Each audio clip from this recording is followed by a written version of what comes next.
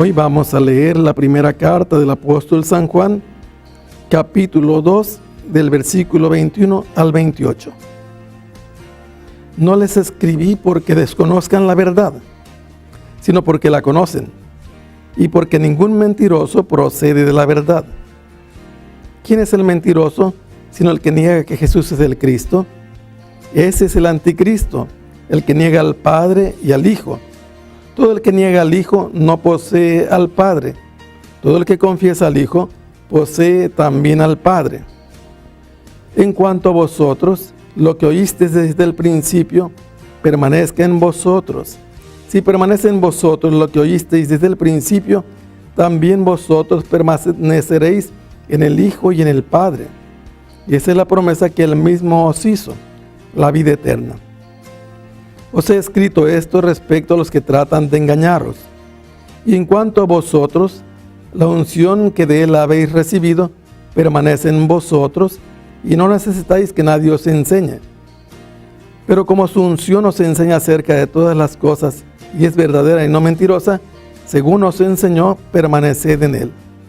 Y ahora, hijos míos, permaneced en Él, para que cuando se manifieste, tengamos plena confianza, y no quedemos avergonzados lejos de Él en su venida. Juan apóstol, hijo de Zebedeo, hermano de Santiago, miembro de la segunda pareja llamada por Jesús a ser sus apóstoles, nos escribe y nos advierte.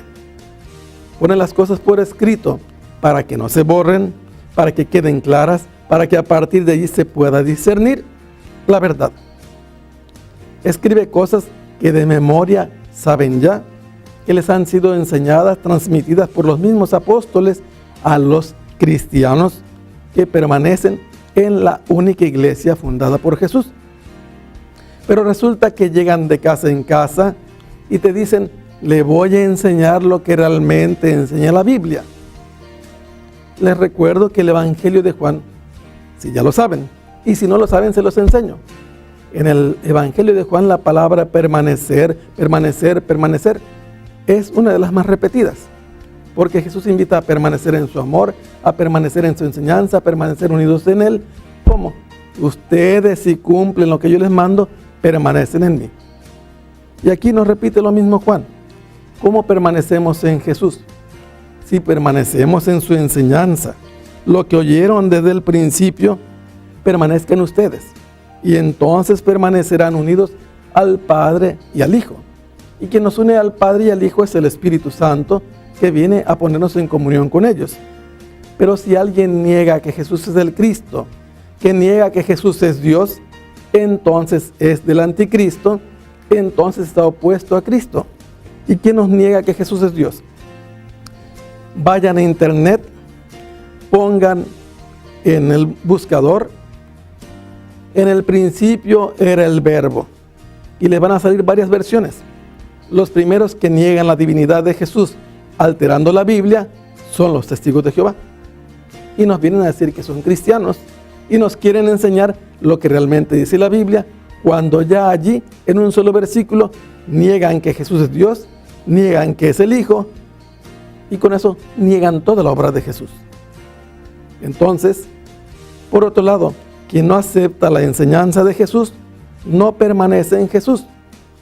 Mateo 28, 19 al 20 nos presenta a Jesús resucitado, que dice, vayan por todo el mundo, prediquen el Evangelio, bautizando en nombre del Padre, del Hijo y del Espíritu Santo, y enseñando a cumplir todo cuanto yo les he mandado. Nos mandó, hagan esto en memoria mía. Si alguien tiene la misa, es su iglesia.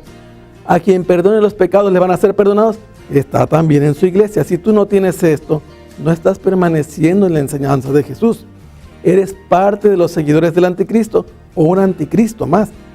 Y esto significa que tú te estás apartando de la palabra de Dios, que estás negando a Jesús y que al final no te vas a salvar.